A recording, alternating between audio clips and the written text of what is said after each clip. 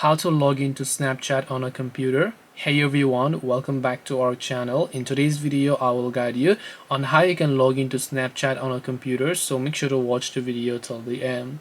Now if you would like to log into Snapchat on a computer, all you have to do is first of all make sure that you download the Snapchat application here, and then just go ahead and then open it up. Now in order to log in, it's very simple. All you have to do is enter your username or your email address that belongs to your account, or you can use a phone number as well. If you have not yet created an account, by the way, you can hit the sign up option, or you can just hit the next option from here.